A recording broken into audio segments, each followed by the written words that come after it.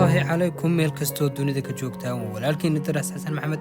page-kayga daawanaysa waa Idris Qaso page official sidoo kale waxaad igala socon kartaa kanaalkayga YouTube-ka Idris Qaso channel official muuqaalka toddobaadkan waxaan ku soo qaadan doonaa gabadh yar oo ka soo jeeda qoys faqiirina dhigatana madrasada ay dhigato ayaa raashinka ay ardaydu soo reebaan ayay gurataa si ay walaaladeed oo guriga jooga oo baahi baxaan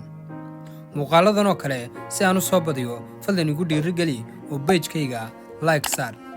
sidoo kalena qaybta YouTube-ka subscribe saaro kambaleelkana furo oo ay wax ka caawin kartaa si aad ula socotid muuqaalada aan soo geliyo mahadsanid qasadani waxay ku bilaabmaysaa sida tan gabadhan yar waxa ay dhigataa iyaduna iskuulka dacwad ayay u timid inay wax ka maqan yihiin waxayna ku dhahday habar yar si fiican ma u raadisay haa ayay dhahday kadib waxay raacinaysaa gabadha iyaduna macallimadda ee iskuulka joogta si alaabta ka maqan gabadhan loogu raadiyo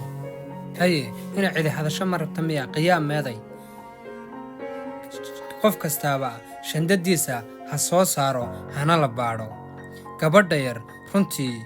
adduunyo ayaa ku soo yaraatay maadaama waxan ay qarinayso ay tahay gobollo cunto ah oo ka soo hadhay ardayda taasoo isleedahay iyadoo ka cabsi qabta inay arkaan ardayda meesha la dhigtaa inay cuntooyin ay soo ururisay oo iyagu reebeen ay meeshan ku riday shandadii ayay bogga gashatay macallimaddii markay aragtay shandadan ay deeri isku dhejinayso ayay xaggeega u dhaqaaqdeen shandadda anigu may ihi tuugad may shandadda keen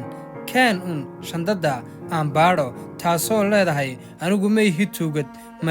ma dhiibayo shandadda iyaduna ay leedahay shandadda keen haddaana tuugad ahayn runtii way kala tuuraysaa gabadha yar iyadoo ka baqaysaa ceeb inay soo wajahdo ardayda ficiigina ay ku qosqoslaan maadaama raashinkan ay meesha ka ururisay ay shandadda ku riday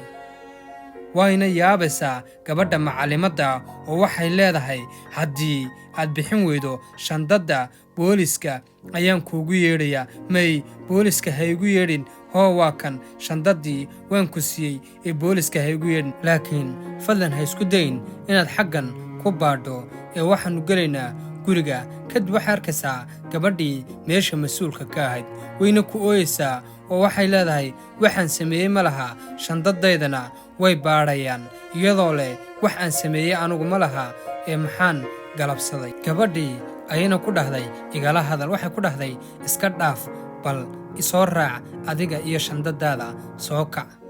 runtii gabadhan yar way dhibaataysan tahay oo waxay ka baqaysaa inay ardaydu arkaan waxan ay meesha ku ridatay kadib shandaddii ayaa lagu dayayaa in la kala furo lana baadho waxa ku jira kadib waxaa laga arkayaa wixii laga filayey maahine wax kale oo roodhi googo'an iyo wax ayaa laga arkayaa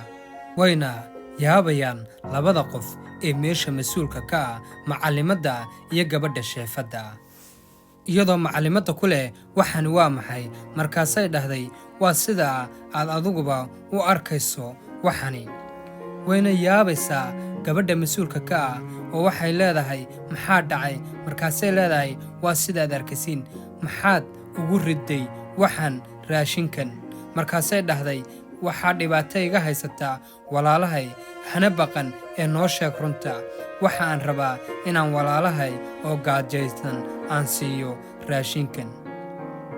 runtii gabadhan yar dhibaatada haysataa waxaa kaga daran dhibaatada walaalaheed haysataa oo waxay dhahday oo maxaad igu geynaysaa oo kalifay markaasay dhahday ina ay cunaan darteed ayaan ugu geynayaa markaasay dhahday iga raalli noqo hana u sheegin dhallinyarta meesha iskuulkay la dhigataa mar dambena ma samaynayo inaan waxanoo kale sameeyo ama aan waxado madarasaddana waan iskaga tegayaa oo dib uguma soo noqonayo laakiin ha u sheegina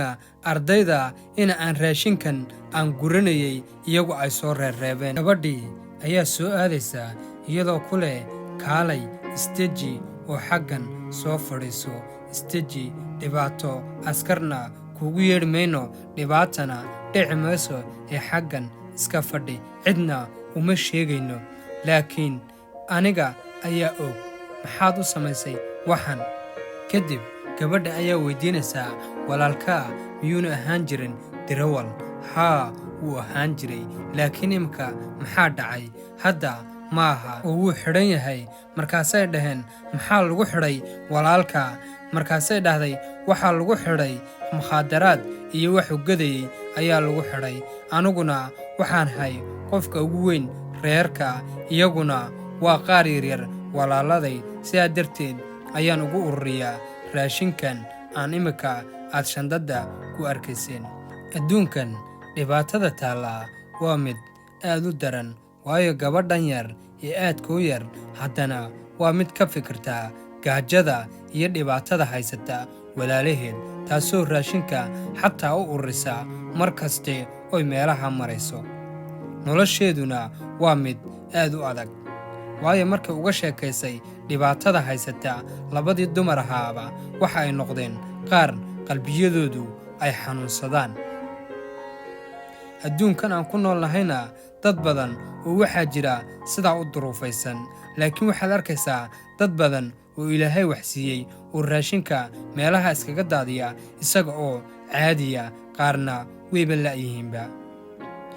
muuqaalkan intaa ayaannu ku soo afmeeri doonaa. qisadani hadday dareenkaaga taawatay, fadlan sheer dheh asxaabtaada la wadaag. mahadsanid.